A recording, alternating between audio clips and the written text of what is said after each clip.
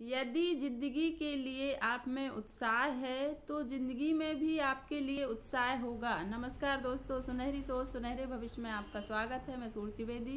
बात करेंगे आत्मसम्मान की रक्षा करें, सेल्फ रिस्पेक्ट। दोस्तों, अधिकांश महापुरुषों की जीवनियाँ हमें बताती हैं कि महानता प्राप्त करने के लिए उन्होंने आंतरिक गुणों को विकसित किया और जीवन को अनुशासित कर उसे निश्चित दिशा में गति प्रदान करके अपने निर्धारित लक्ष्य तक पहुंचने में सफल हुए।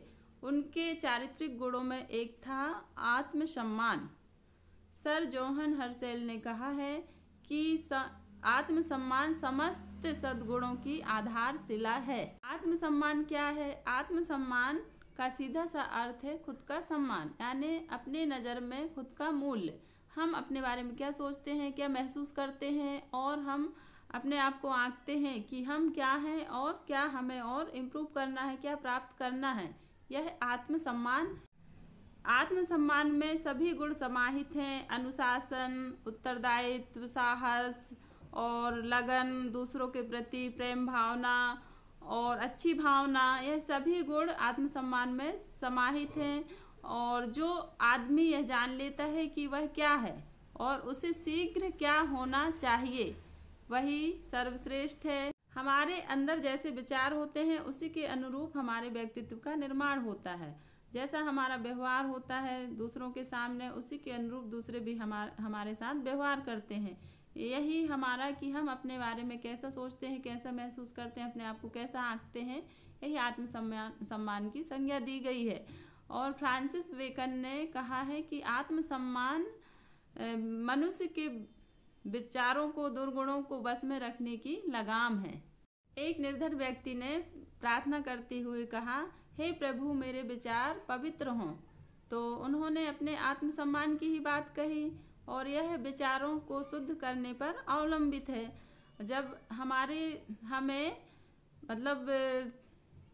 आत्मसम्मान का सृजन करना होगा और यह तभी संभव है जब हमारे हृदय से पवित्र विचार, शुद्ध विचारों का सृजन होगा। के विचार जितने अच्छे होंगे वह स्वयं को उतना उपयोगी समझेगा और उसके आत्मसम्मान में इजाफा होगा। और आत्मसम्मान में अर्थात उसका ऊंचा स्वाभिमान होगा। अपने नेक इरादे से अपने आत्मबल पर हर कार्य को करते हुए सफलता की ऊंचाइयों को छू लेता है और यह आत्मसम्मान की हमारी सफलता में अहम भूमिका होती है। आत्मसम्मानी व्यक्ति किसी को धोखा नहीं देते, न स्वयं को भी धोखा देते, क्योंकि उनके नेक इरादे जो होते हैं, अच्छे विचार होते हैं, वो किसी को धोखा नहीं देते। और अब्राहम लिंकन ने कहा है कि यदि आप सम्मान